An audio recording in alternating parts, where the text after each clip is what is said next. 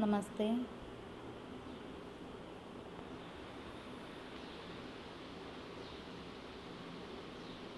This is a class of anatomical terminology. So today we will study about the terminology means various terms which are used in the anatomy.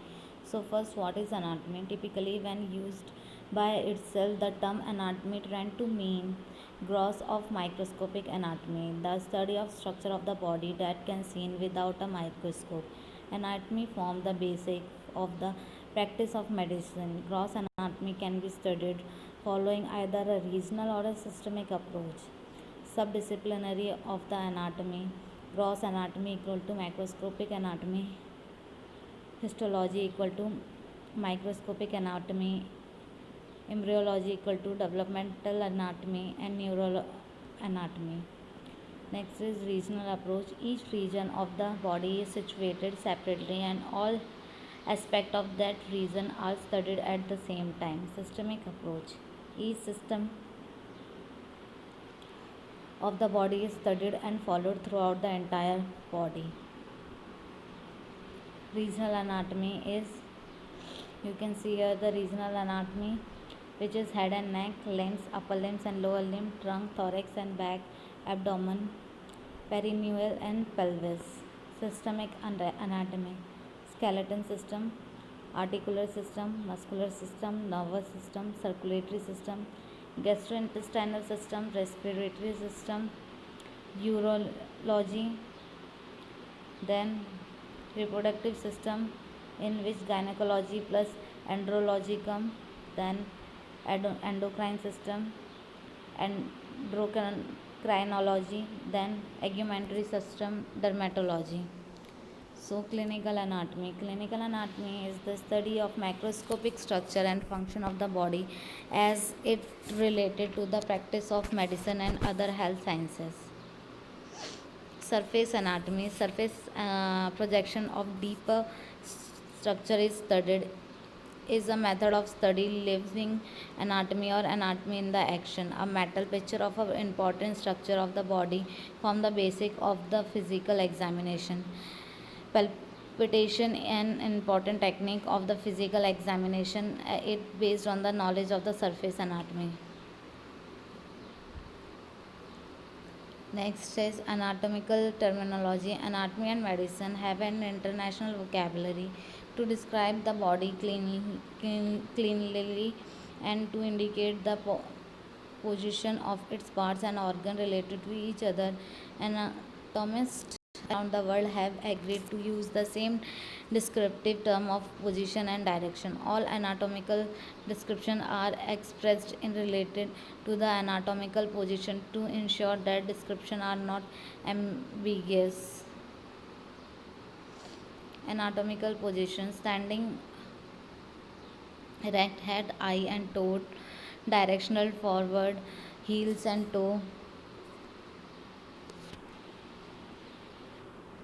upper limb hanging by the sides with the palm facing anteriorly.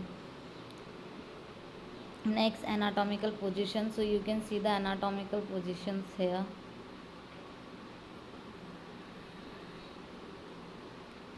The bone of the body in the anatomical position. So you can see the various parts of the body are then described in relation to certain imaginary plan.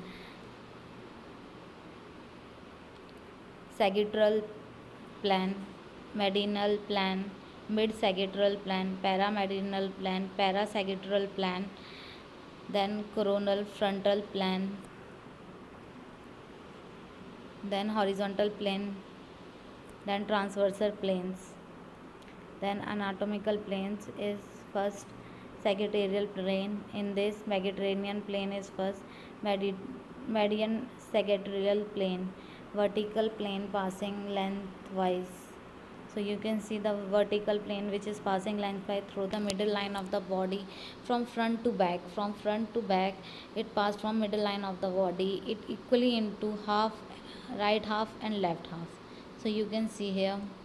Then anatomical plane is sagittal plane, parasagittal plane, paramedial plane. So you can see any plane parallel in the Median plane is the parasagittarial plane, then coronal plane. So you can see here the coronal plane, which part is the coronal plane you can see, and which is described in the figure. Then transversal plane, you can see this transversal plane, which is the transversal plane. This back part is the transversal plane, with the plane at the right angle to the vertical plane divide the body into the superior and inferior part. So you can see the dorsal surface of the hand is this side, you can see on upper side, and the palm surface of the hand is on the palm side.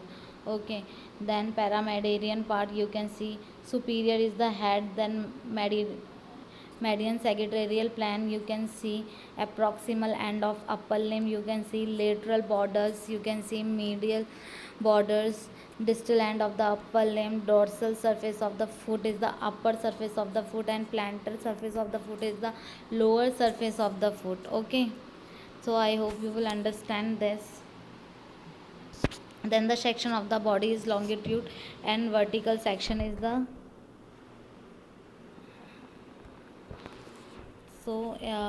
run lengthwise in the direction of the long axis the body or any part they are applicable regardless of the position of the body, may be cut in the medial, sagittarial and coronal plane.